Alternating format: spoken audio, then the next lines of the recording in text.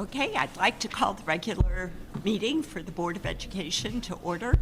And Jenny, would you take the roll? Mrs. Bohan? Here. Mr. Conrady? Here. Dr.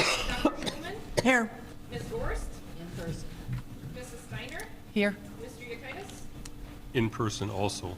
Mr. Neve? Here. And then I'd like to ask everyone to join me in the Pledge of Allegiance. Kevin Kudrowski, would you lead us?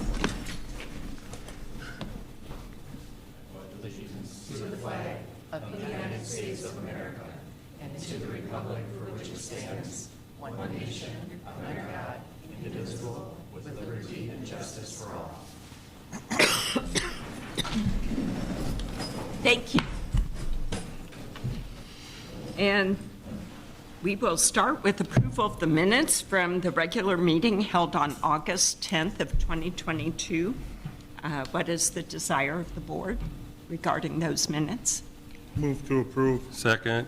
Thank you. Any questions or comments about them? Then we'll go ahead and take the roll. Mr. Conrady? Yes. Dr. Schulman? Abstain. Ms. Gorst? Yes. Mrs. Steiner? Yes. Mr. Yukaitis? Yes. Mr. Neve? Yes. Mrs. Bohan? Yes. We'll move on to approval of the accounts for the month of August. What is your desire? Move to approve. Second. Any questions? Okay, we'll go ahead and take the roll. Mrs. Bohan? Yes. Mr. Conrady? Yes. Dr. Schulman? Yes. Ms. Gorst? Mrs. Steiner? Yes. Mr. Yukaitis? Yes. Mr. Neve? Yes. Are there any district recognitions? We do have some district recognitions. We have some Marshfield High School students from HOSA and Michaela Butke, the advisor for HOSA, if you wouldn't mind all coming forward. And I don't know if we have a mic of it.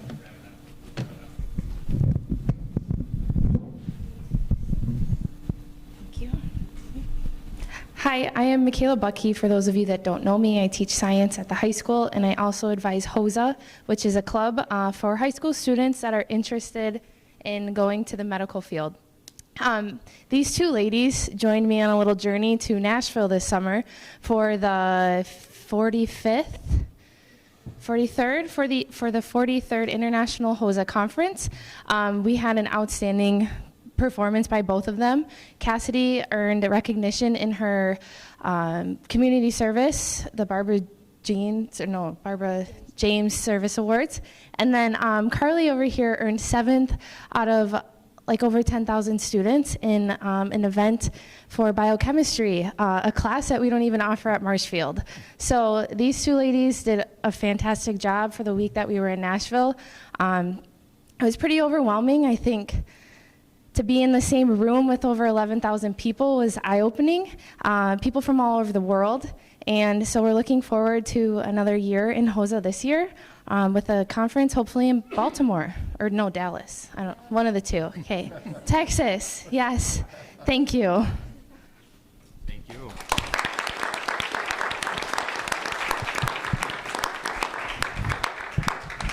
Very exciting. Thank you for letting us know about the trip, and congratulations. Yeah, congratulations on your outstanding work, and just very happy to be able to have you here to recognize you this evening. So thank you.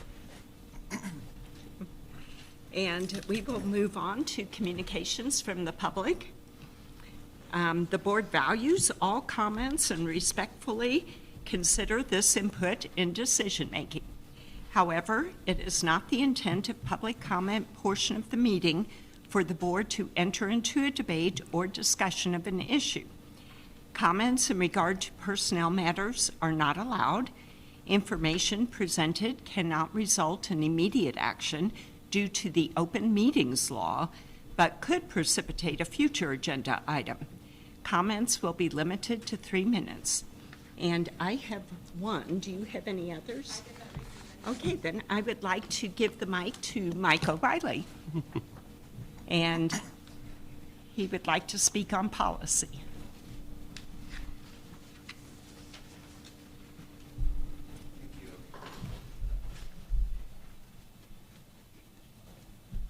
There we go. Thank you. I would like to comment on a couple items tonight. By the way, I'm glad to see we have a full board here this evening.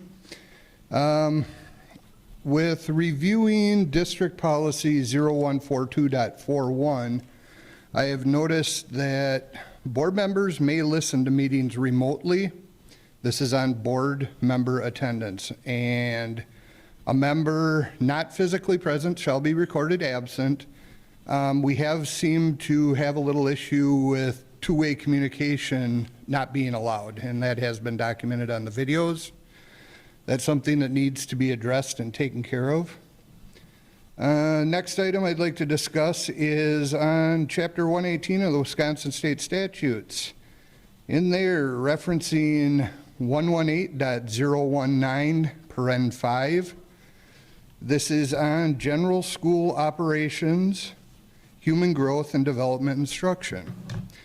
This legislative section appears to require all districts to establish an advisory committee or ad hoc committee whose role is to advise the school board on design and implementation of human growth and development curriculum and to review that curriculum.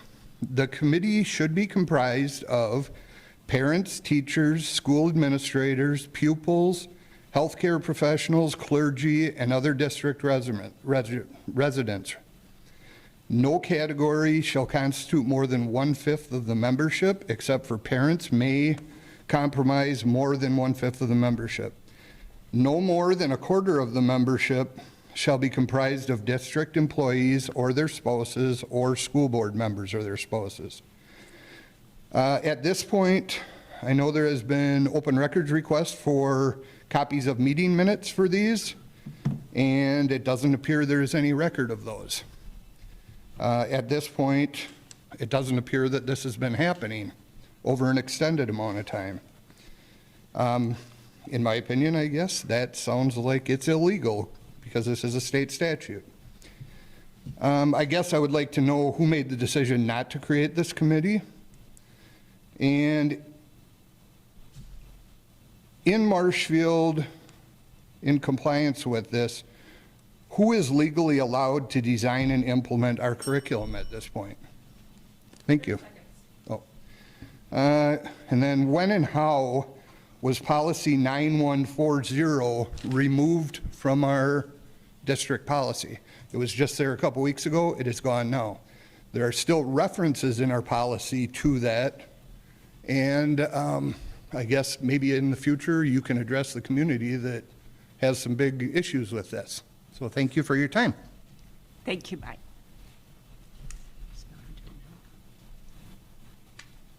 You think so? Yeah.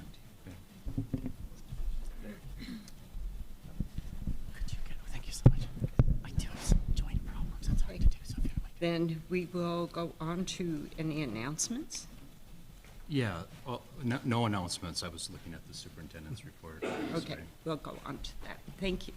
Okay, just very briefly for a superintendent's report, I just wanted to take the opportunity to extend great thanks to our students, our families, and our staff for a tremendous start to the 2022-23 school year. We've had a very successful couple of weeks to kick off the new year, and I've just been very impressed and take great pride in our students and our staff with all of the great things that I've seen going on in our buildings here the first couple of weeks here in September. And I very much look forward to the continuation of a great school year ahead as we move into the deeper months of the fall and the rest of the school year. Beyond that, I guess, and I'm not prepared to respond to all of this in detail, but I would like to, Mike, given some of the things that you had mentioned, at least in brief, as best as I can at this point in time, and I think that there'll be opportunities for, whether it be through committee reports or other agenda items in the future, to maybe dive into this a little bit more deeper. But as best as I can from writing notes down on what you commented on, I just want to note that as far as the board member attendance policy, our board also has a policy about voting that was updated in the early weeks and months of the pandemic. It's policy 167.1 that does give allowance under emergency conditions, which the board has recognized that we've been operating under during the pandemic period, for board members to participate remotely, including voting for voting purposes. So That is the reasoning behind why we have had some remote access going on with our board members, but that is something that we're going to revisit and probably talk about at our very next policy committee. As well as the other item that you had mentioned regarding the advisory council related to our human growth and development policy. Truthfully, yes, the school district has not had that committee in place, and as best as I've been able to determine from reviewing this, the school district has never had that committee established in any formal sense, but it is something that we're planning on assembling and rectifying and correcting moving forward, working with the board, again, coming out of in conjunction with the board, the policy committee. And then finally, the last item, if I'm got it down correctly, the 9140 that I believe you mentioned, that's not missing. That's a policy the district has not had. It was not there a few weeks ago. It hasn't been there at all. We as a district are what is referred to as a Neola district. A Neola is a system that a lot of school districts, a growing number of school districts in the state, utilize to try to stay current, especially with state statutes on our board policies.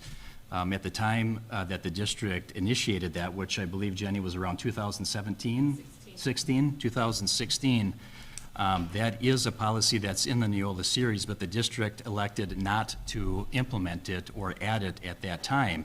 And yes, there is a different policy that you referred to in the human growth and development that makes a reference to it. That is an oversight that reference wasn't eliminated, and that's another thing that we'll have to address at the policy committee level. So just briefly wanted to touch upon that. I hope that was okay, Francis, and I don't know if there's anything more that you want to touch upon related to those items. But again, I think we'll have more that comes out of that from the policy committee. Yeah, And as chair of the policy committee? Yes, as chair of the policy committee, I just wanted to comment on those two items. First of all, if you look at our June policy committee meeting, that is when we discussed it. Actually, I discovered that there was this oversight regarding that committee. And it has never, there is no history of it having happened here. Believe you me, if it had been in place and announced when my sons were at Marshfield High School, I would have rallied to be on that committee. I understand exactly where you're coming from, and a lot of the committee members would like to have that happen. And so, but we've been on it for a couple of months. So thanks for reminding us, but it's already in place to take care of that. And then regarding participation in the meeting remotely, it is a prerogative of the chairperson to address questions to persons who are on a remote system.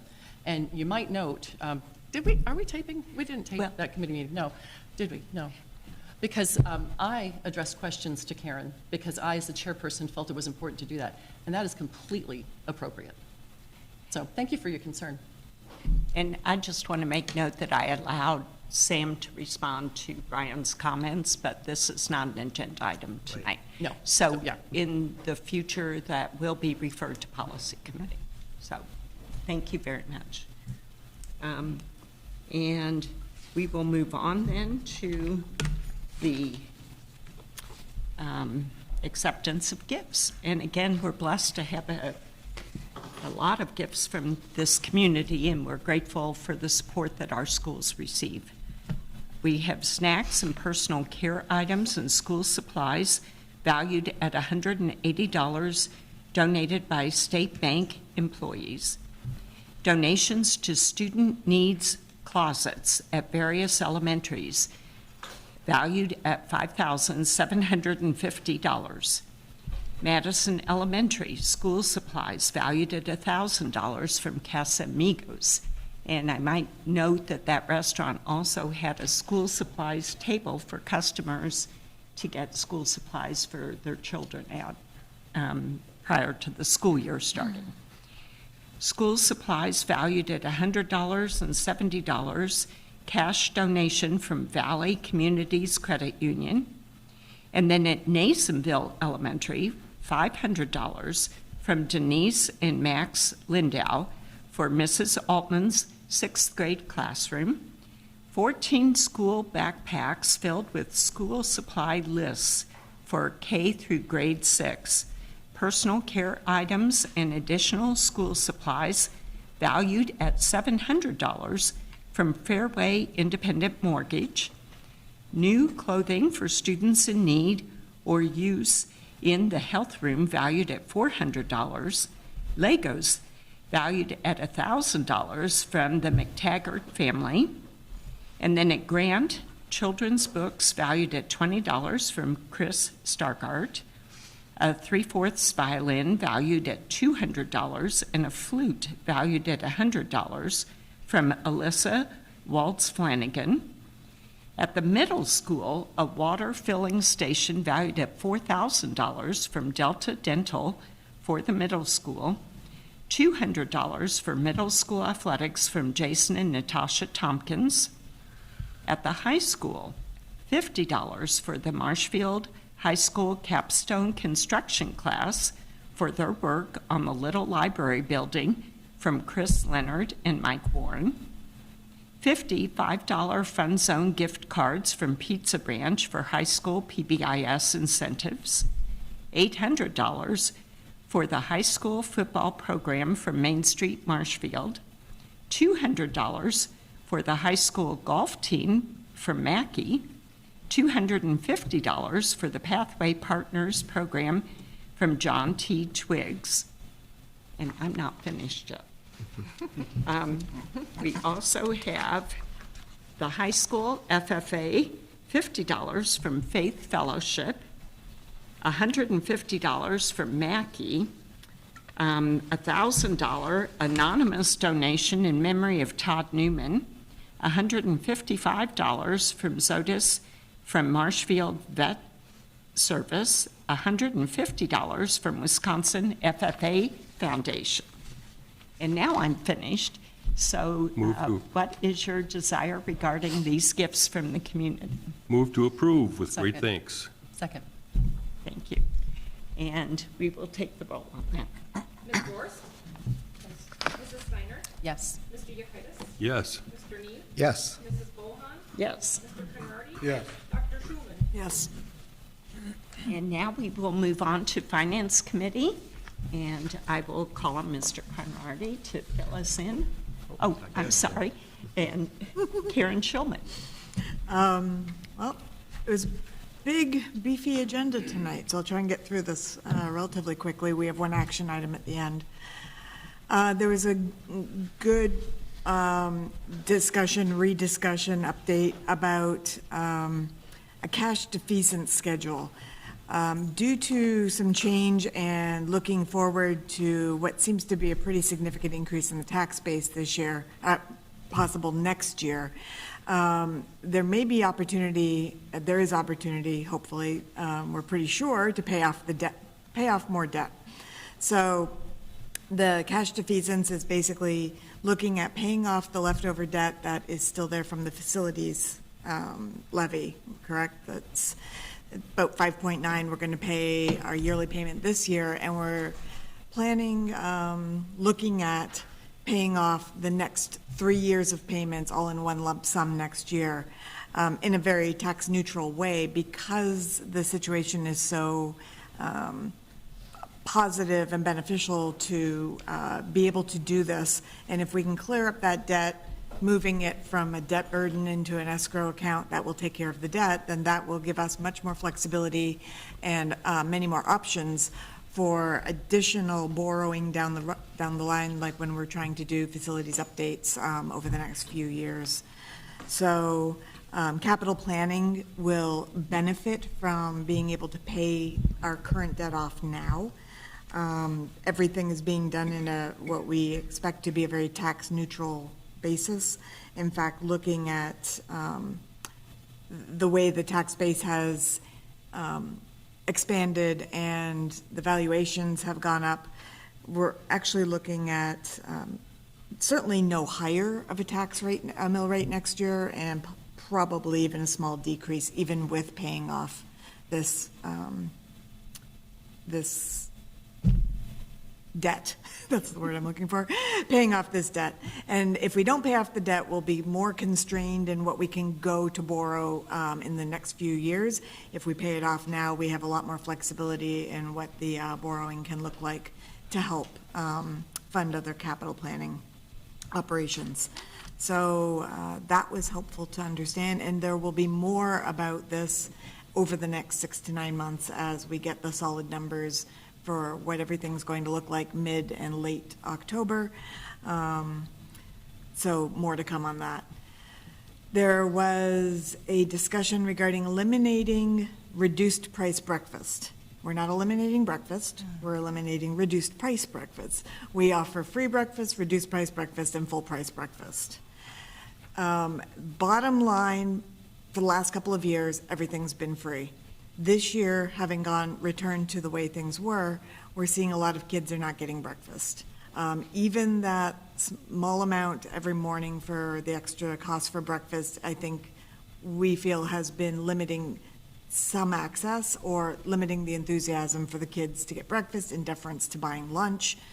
And other school districts that have done this often have seen an increase in participation in school lunch.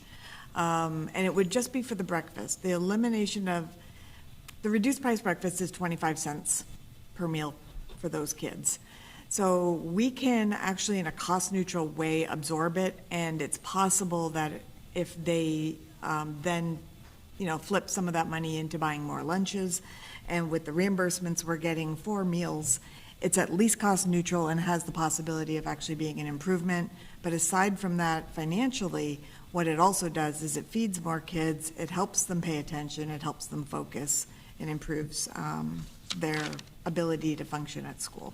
Karen, I have a question about that. Yeah. So we're expanding the free Correct. breakfast. That, I didn't, yeah, Expanding you're the right, free I didn't get to breakfast. that. Okay, So we okay. take the kids who are on the reduced Yeah. and just lump it And into get them- free. okay, So we perfect. will have two types of breakfast, free and paid. Yeah, okay, perfect. Thank you for clarifying. There are quite a few families who are like sort of skirting that line within very small amounts of money between free and reduced. And this just simplifies the whole gamut and takes that barrier to getting breakfast away from those families.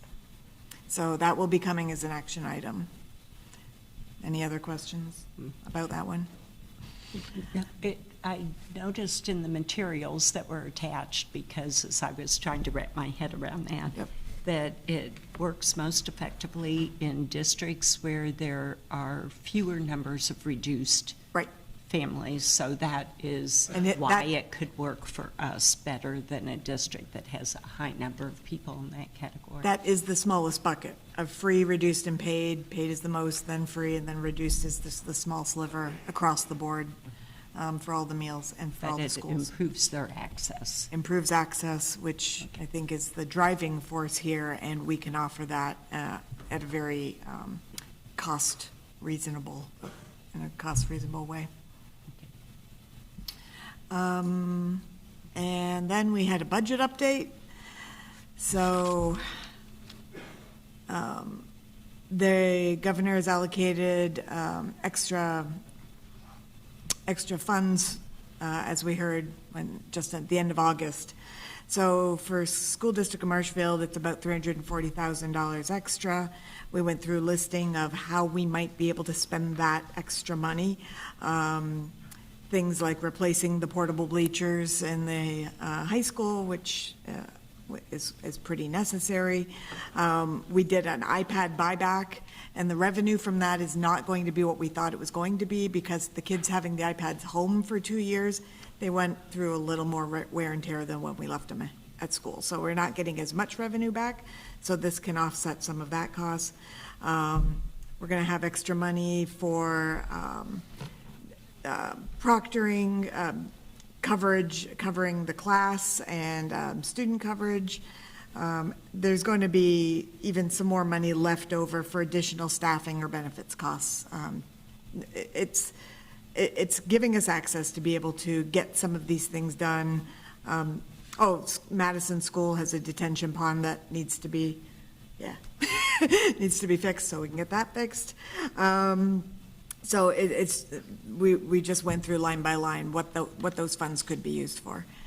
And two quick things. We reviewed, the committee had asked for a review of attorney's fees for the 2021-2022 fiscal year. The outstanding feature was that there was a significant jump in legal fees for open records requests. This year, far more than any other, and probably to the tune of like 4 times what, say, the school district of Wausau had to do. So we just went through what was behind that, what was driving some of those costs. and the discussion of the format of the monthly bills report. Monthly bills report was being delivered to us according to check number, so we just sort of looked to see if there's a better way of organizing it that makes more sense. We narrowed it down a little bit, and we'll do more next month. So, it was a big meeting. I'm sure that was riveting for everybody in the room. And but we do have an action item that I'd like to bring on behalf of the Finance Committee to approve the elimination of reduced price breakfast and changing the reduced price breakfast into just a free breakfast for those who had qualified.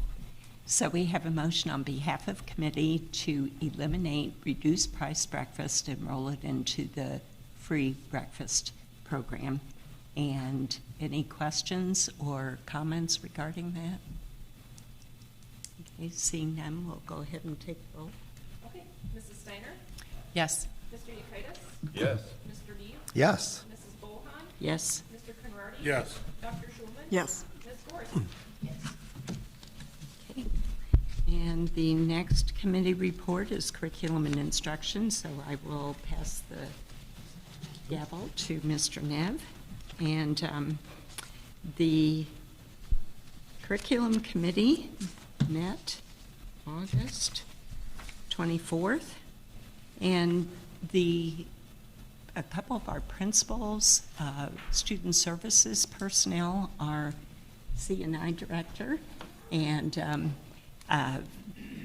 someone from behavioral health from the Child Advocacy Center at the clinic all came to present how we deal with difficult student behaviors within the school. Some questions had come up regarding that, and so we had an extensive report and opportunity to ask questions on how those situations are handled. And within the academic and behavioral supports and interventions that we have, and look at some of the training and how we, for our staff, and how we interact with the police department and social services and some of the other community assets that we have to work with for the benefit of the students and all of our other students also. So that was really the whole meeting, and we were appreciative of all the staff that showed up for that. I don't know if anybody on the committee has anything to add. That's just kind of an overview. No, I think it was very insightful, and it gave me a better perspective of what involves at all the schools. Anything? Okay. So no action items, and that's it. That's it. Gavel back. Okay. Then we will move on to employee relations. Mr. Yekitis. We do have a couple of action items coming up here tonight. Those will be explained a little in the minutes that we had from our last meeting on September 7th. Present was myself as chair and Sam Steiner and Francis Bohan, so all committee members were present. We've had several meetings over our last Employee Relations Committee meetings about the academic calendar for 2023-2024. The committee then has consented to move the calendar forward for board approval, that's an action item tonight, on the basis of graduation being placed on Memorial Day weekend, as it has been in the past, to avoid scheduling conflicts with academic, athletic competitions, Dairy Fest weekend activities.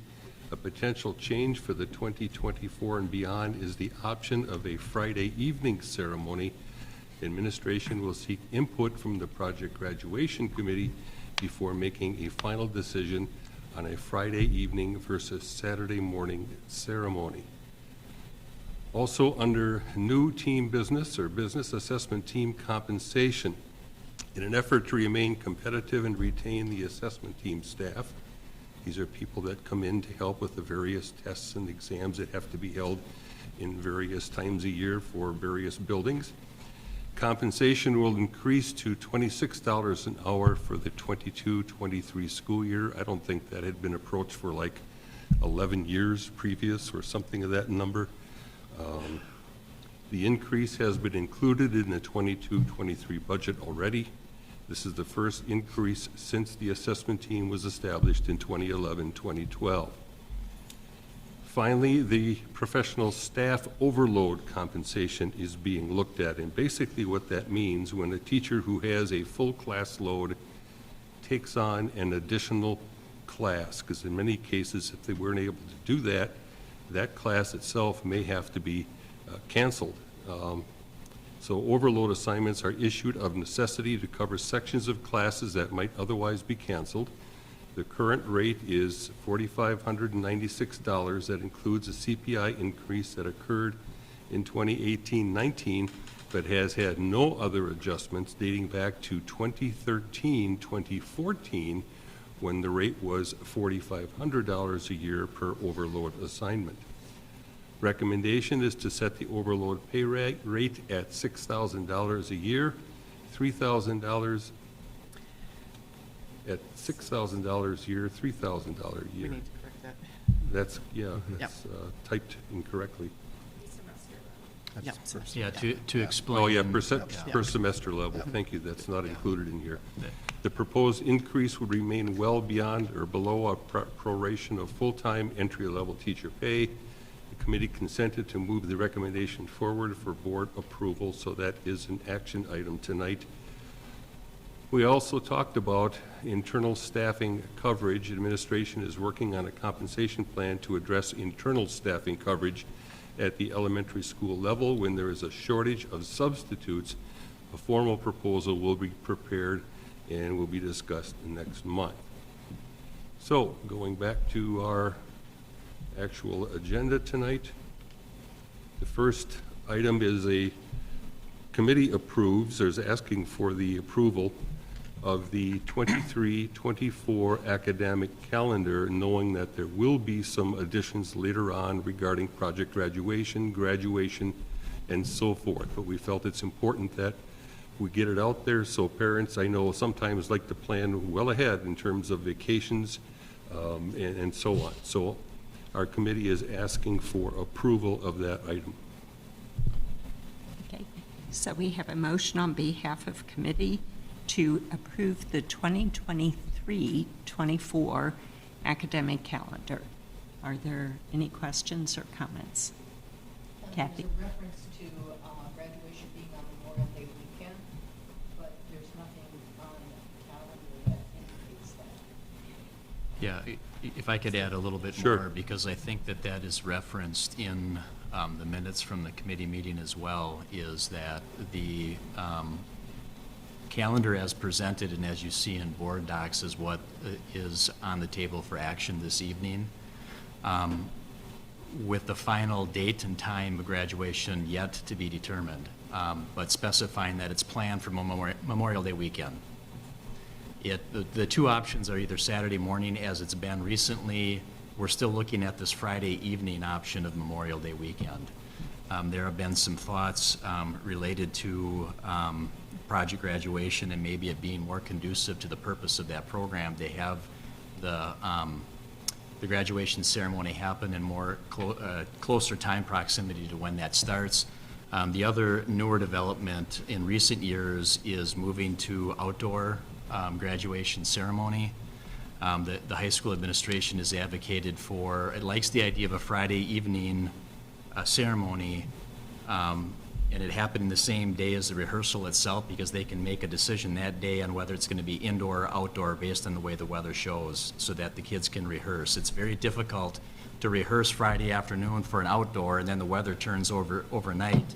It really is not feasible to move to an indoor when you've not had 300 students rehearse seating arrangement and marching in to move it to indoor. So we just feel that Friday is a possibility of making it more conducive to shifting to indoor if we have to, knowing that our aim is to continue to try to do an outdoor ceremony.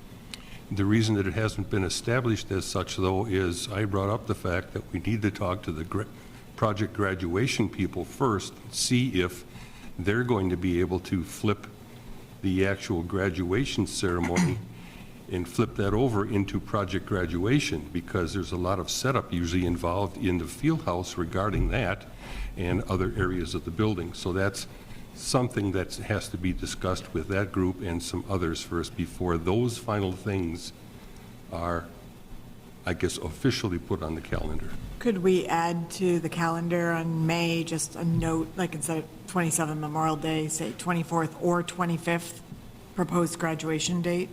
Just so people know when they're looking at it that that's I gonna be think once we graduation. finalize that, we'll get that updated. Let's keep in mind, this is 2 years out. This is not at the end of the school year. This is the end of the whole next school year. Of Right. course. The Never current mind. school year we just started, we are locked in for Saturday morning of Memorial Day weekend. This is 2 graduations out. Correct. So it's good that we have that clarified for people watching. Of course. But the other Well, thing I'd yes. like to note, to maybe add a little bit more clarity to this project graduation piece is, and why we want to get that parent feedback is, if we have to shift, if we go with Friday and we have to shift indoors, that really narrows the window of parents setting up project graduation in the same place where we've got a graduation that wraps up and 2 hours later, they've got to run a project graduation. Exactly. We want to know, is that feasible? They may say, no, that's really not, then we're probably going to stick with Saturday morning and have to go from there.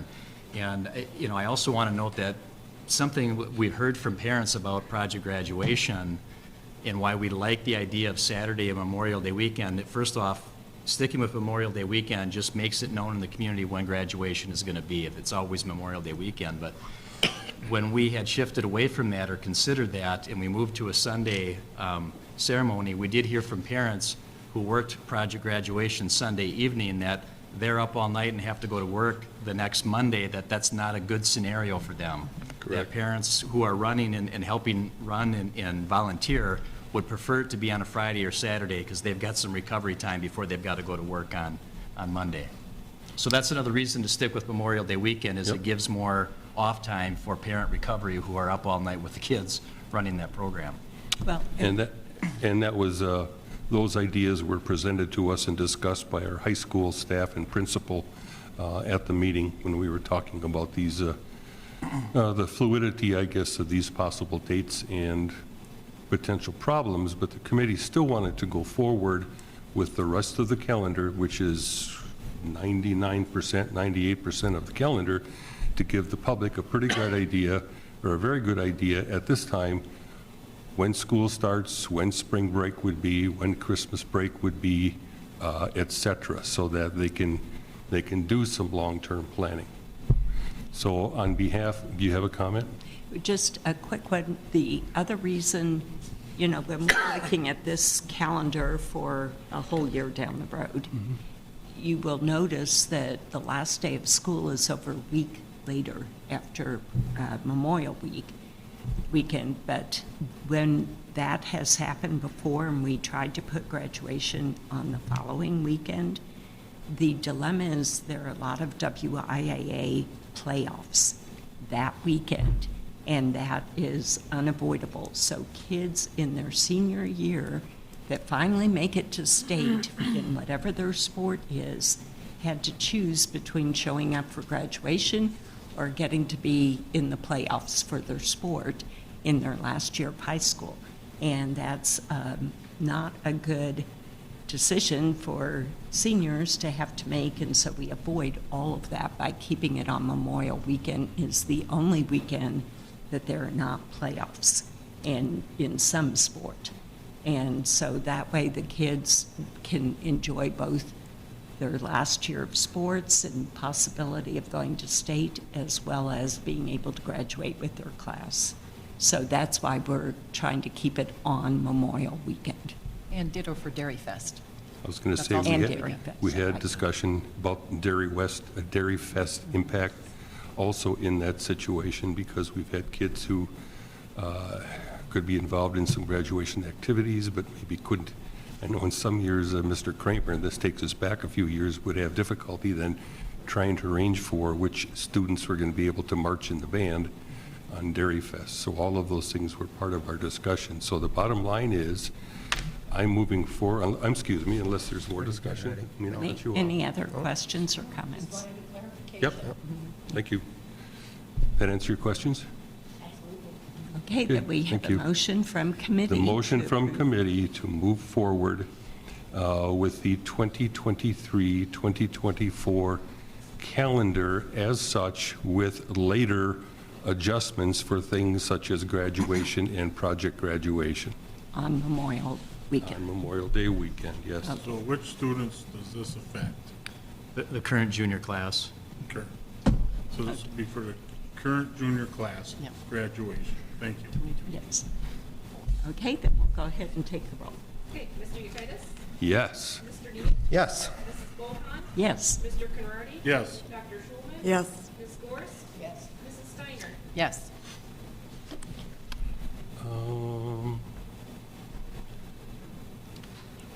Overload compensation. Action on the overload, Yeah, we have the approval of the professional staff overload compensation that I discussed as well. That's an action item, and I bring that forward as a motion from the committee. Any questions or comments about that item? Yeah, is there a specific definition for overload assignment that, that is in the job descriptions? Or that we have established for the school district? Well, it amounts to an additional, so this is applicable at the secondary level, so it's for teachers at the middle school and in high school. It's a standard full-time class load is 6 classes. So this is the equivalent of teaching 1 extra or teaching 7 classes. If it's a full year, that's what the $6,000 rate would be at if approved. And if an overload is for 1 semester, it'd be half of that rate. So it's incorporated into our additional job assignments. It's the job duties or job description. It's the same job responsibilities that they have for their regular positions, regular full-time positions. It's just 1 extra class. So it's taking a 7th class, And it's taking away one of their prep and it periods. eliminates them having prep A time. prep Yes. time. It also is more cost-effective for the school district not to have extra personnel with benefits and everything. So it saves us money too when we have, if we have someone willing to pick up that extra period. Also should note that this is not a forced overload situation. So if I'm an English teacher and somebody asks me to take an overload, I have that option. So one of the reasons for going through with the renewed compensation model is to go forward and take a look at that as well, to make sure that we are giving our staff something for coming forward and volunteering to take the overloads. I think you have a follow-up. Go ahead. Is the compensation level similar to what they will be earning, or is it at a rate? Less. It's actually, less. even with the increase, it's significantly lower than what their prorated salary would be, especially for a veteran staff member. You know, just to put it in perspective, and that's why there's a reference to entry-level teacher pay in the minutes.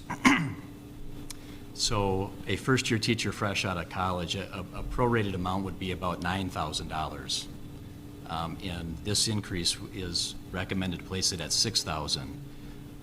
You know, for a veteran staff that's making $60,000 to $70,000 per year, I mean, if it was their actual pay rate, it'd be closer to $10,000 to $12,000 as opposed to the $6,000 we're asking to move it to. Just wanted to have something to compare. Right. And it makes it more sustainable for us to offer Yeah, this. which is why it really is a good thing for the district to have this option available. You know, Dale, you had also made reference to this. We've utilized this in lieu of canceling classes, or if we have a part-time position sitting there that we cannot hire somebody else because of not having individuals to hire, it does help us keep the class available for kids, and by having our existing staff pick up those additional sections. I'd also like to add that these items that we're discussing today have been brought to us as a committee by administration. That's where the idea is generated from, and then there's further discussion at our committee level. I just wanted to add also that we're not ignoring the elementary school teachers that have to take a portion of a class if a teacher is out and can't find a substitute. We're working on that compensation model also. But we did get clarification for middle school and high school at this point. Any other questions about the overload compensation proposal? Okay, then we will go ahead and take the vote on that. Mr. Neve? Yes. Mrs. Bohan? Yes? Mr. Conrady? Yes. Dr. Schulman? Yes. Ms. Gorst? Yes. Mrs. Steiner? Yes. Mr. Yekitis? Yes. Okay. Anything else, Mr. Yekitis? No. Okay, then we will move on to policy legislation. Ms. Steiner? So the policy committee met on August 24th at 5 p.m. And in terms of old business, we were discussing the policy that had been brought forth the previous month for our policy on filling vacancies on the board. And we were addressing a Neola suggestion for an update that would add clarity to the voting that happens when there is a vacancy on the board.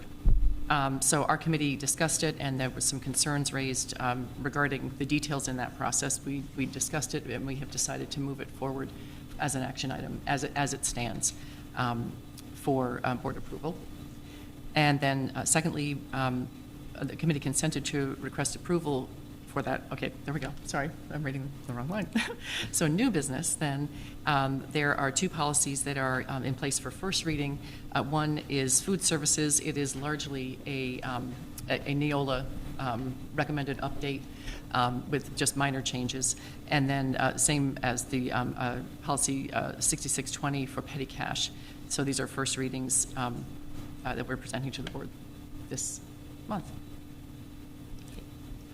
And we do have future agenda items, Okay. as discussed previously. And another Neola update coming. And another big Neola Always. update coming, yeah. So you So- do have an action item I on do, behalf of yes. the committee? Yes, I'll go back to the other. So we have actually one action item, which is bringing this forth from the policy committee for approval of policy 0142.5 regarding vacancies on the board. Any questions or comments regarding this one? Just historically, I think this one arose out of situations in some school boards that had kind of mass resignations. And so they might be left with 4 board members, and if they had a 3-to-1 vote, that 3 would not be a majority of the 7, but they only have 4 people, so it would be a majority of the remaining 4.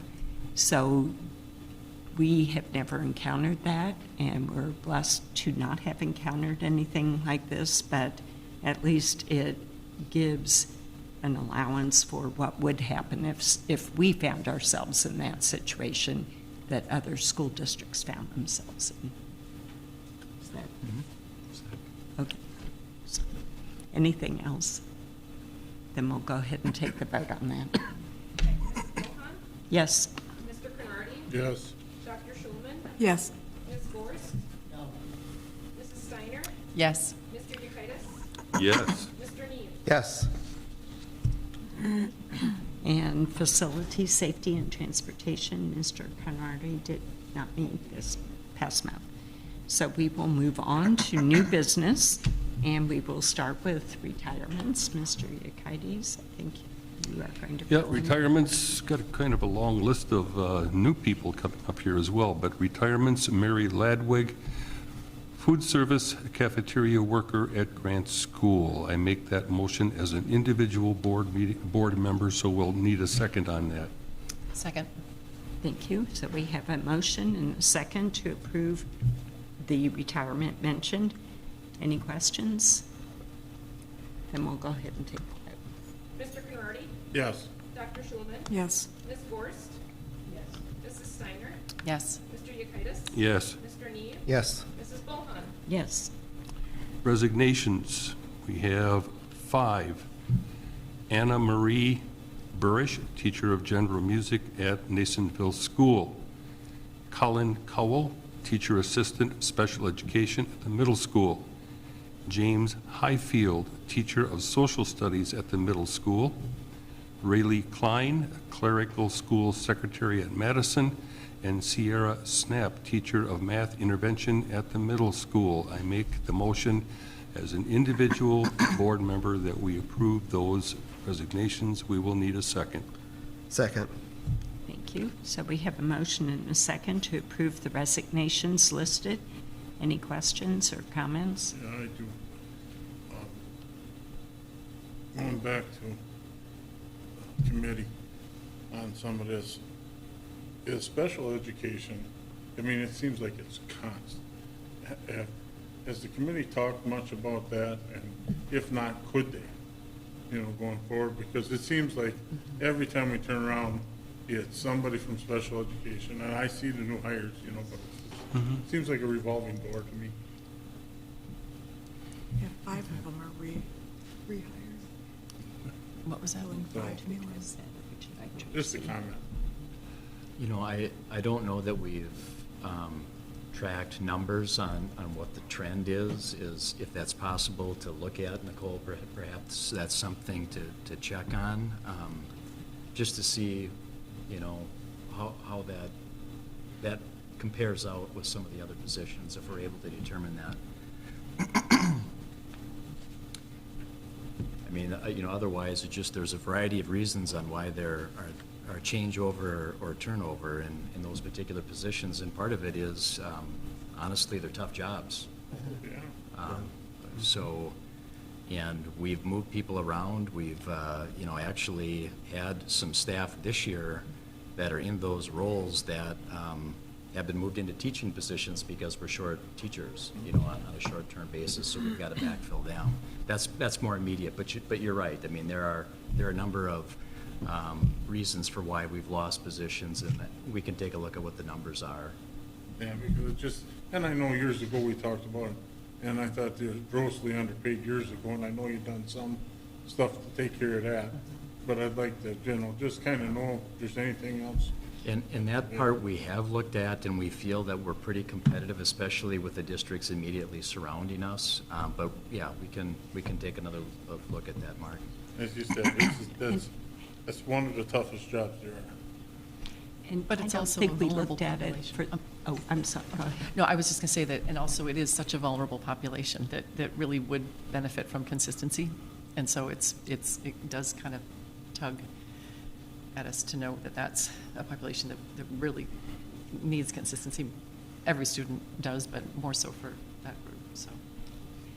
I know that we did look at some of the specific resignations a while back. It might have been a year and a half ago. And at that time, when we looked at each of the people that had left, it was a variety of reasons. Some were personal, with a spouse moving.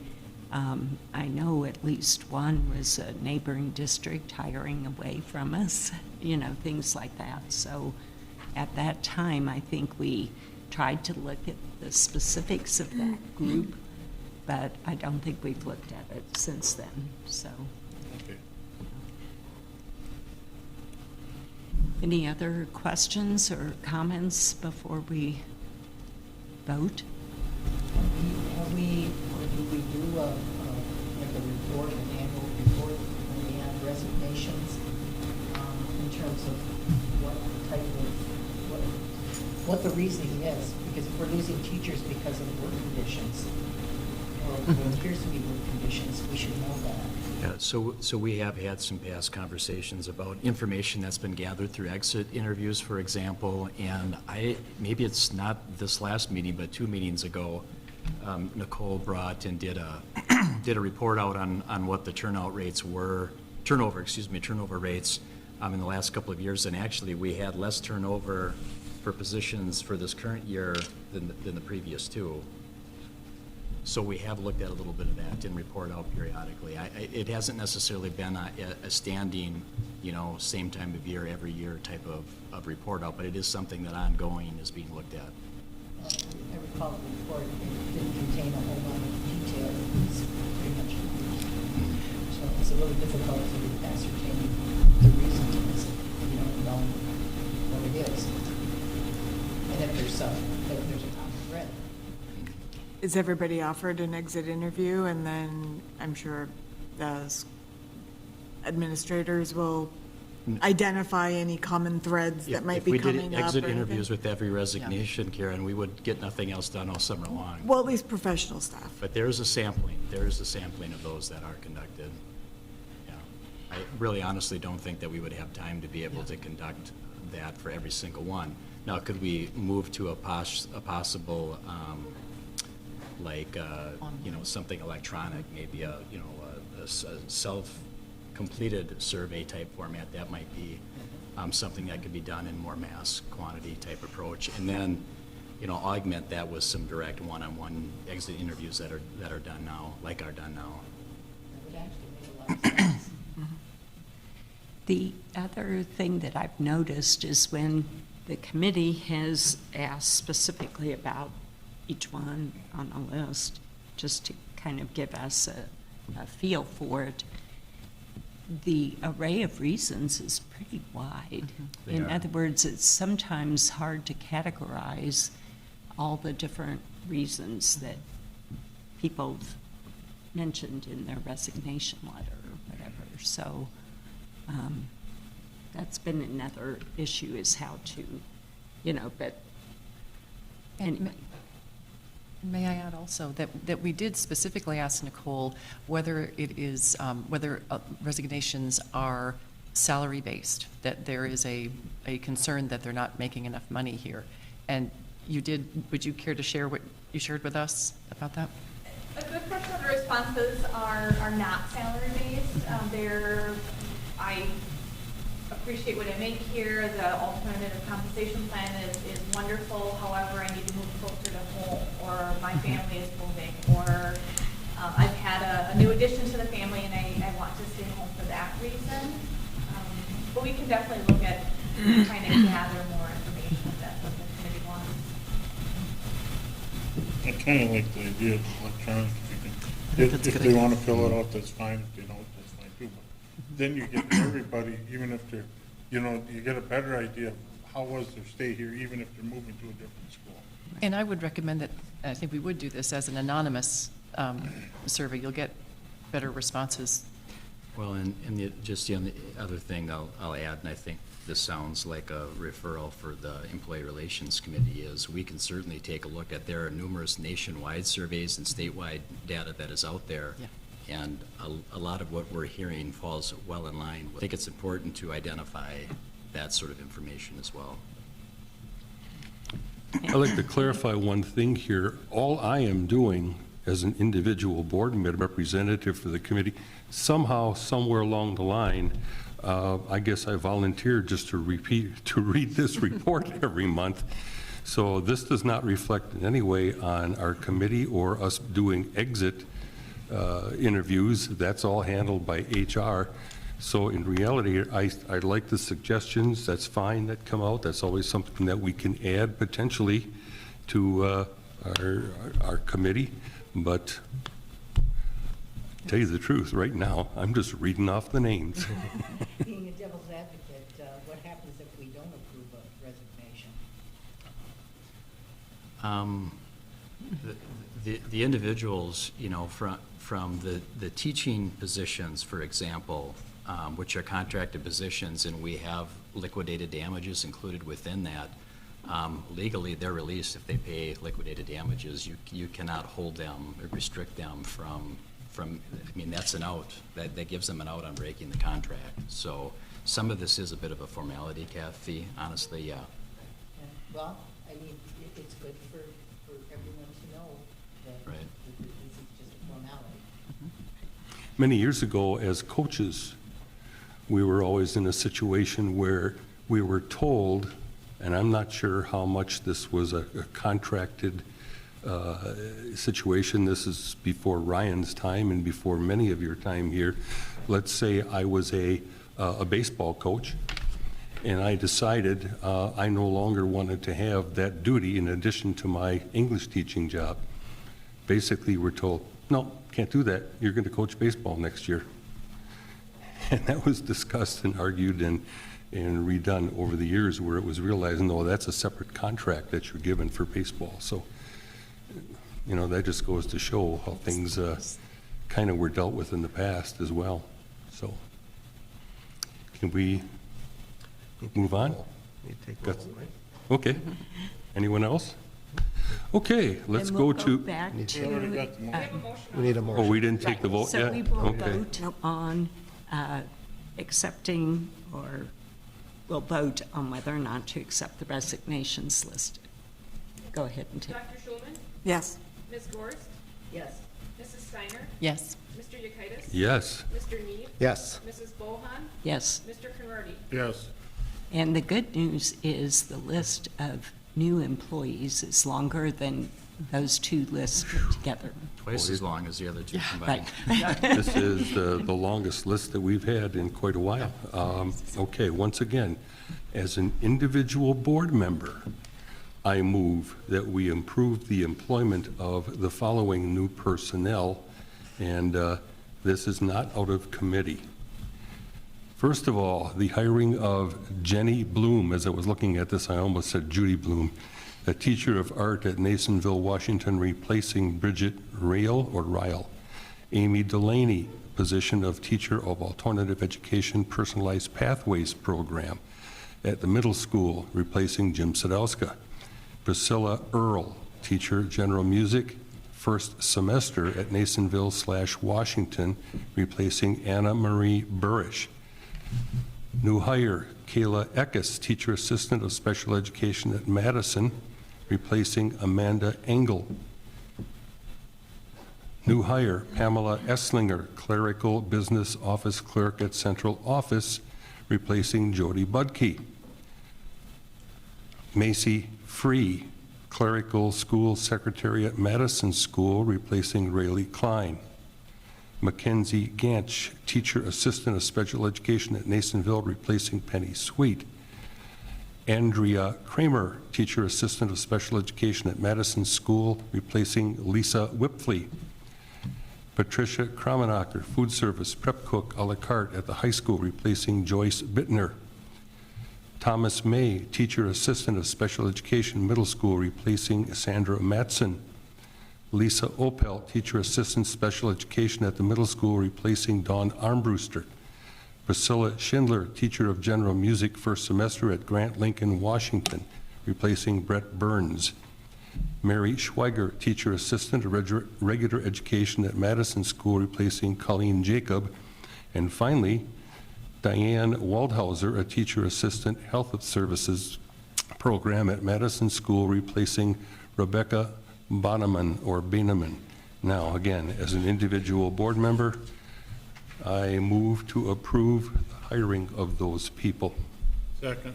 Thank you. Any questions or comments regarding new hires?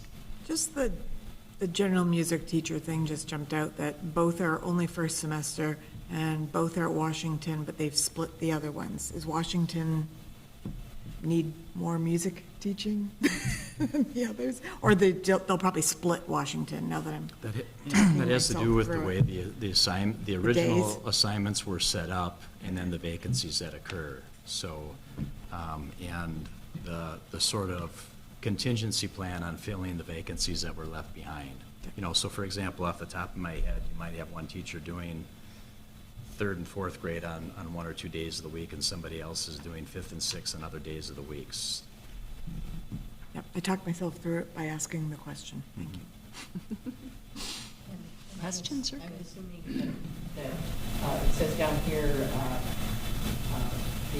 this pending completion of mandatory hiring practices is required by Wisconsin statute. So have all of these individuals completed that, or are some of them still pending?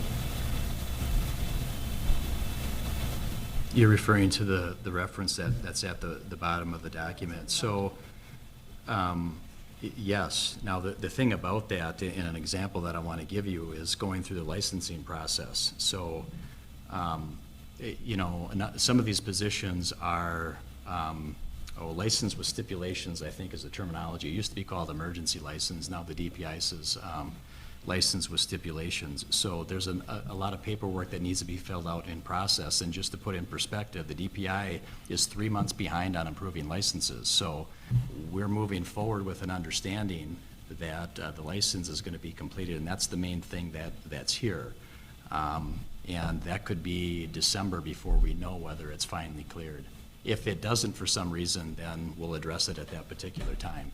So if it doesn't clear, does that mean that we unhire them? Would that- Well, we would have to remove them from the position at that point in time, once that was confirmed. But it is interesting, if you go on the DPI website, they will identify where they're at in the processing of these applications, and they'll give a date of when the application was submitted, where they're at in the processing. Last I looked, it was like late June, so we've got some of these positions, the licenses were put through 2 weeks ago, just prior to the start of the school year, because we had late resignations and we were shifting people around to backfill these assignments. So licensing is the big one. And background checks, all of them? Yeah, those are all done very quickly, yes. And, physical exams and drug tests and those things that are completed are done immediately. Okay. Just wanted any clarification on what that meant. Any other questions? Then we'll go ahead and take the roll on approval of the new hires. Did we have a second? Yep. Yeah. Mark Oh, did. yes. All right, thank I you. did. Ms. Gorst? Yes. Mrs. Steiner? Yes. Mr. Yekitis? Yes. Mr. Neve? Yes. Mrs. Bohan? Yes. Mr. Conrady? Yes. Dr. Schulman? Yes. Okay, then we will move on to approval of the Healthy Smiles Wood County pursuant to policy 9505. And this is, I think, renewal, because we've had this. We've worked with both of the groups that are listed here, that's correct. Yes. So I will need a motion before we talk about it. So move. Thank you. And do we have a Second. second to approve? Thank you. Then if you want to provide any explanation, or if anybody has any questions, but this comes up annually, I think, for renewal. Yeah, just briefly, the Healthy Smiles program that Wood County Health Department provides is an opportunity for families that may not have dental coverage or are in need, that they are able to come on school site and provide dental services to children in need. So it's been a very successful, positive program for us in other schools in the county. So it's our agreement giving them permission to use our facilities to do that. Any questions or comments? Then we'll go ahead and take the roll. I do have a question. Are any authorizations from parents required for that for children to participate? Yeah, that families are aware of that, the parent, yes. Yeah.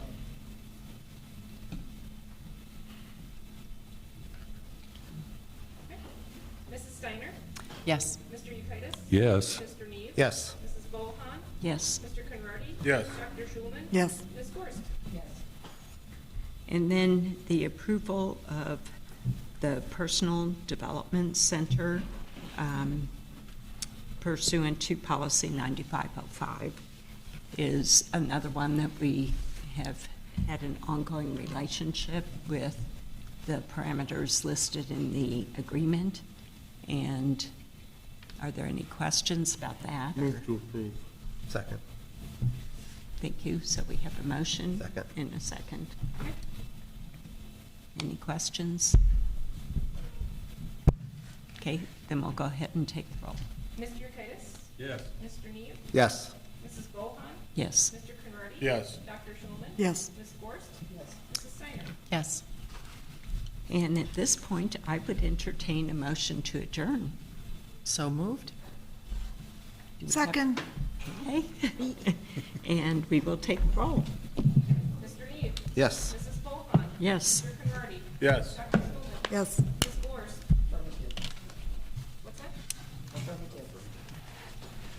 Mrs. Steiner? Yes. Mr. Yekitis?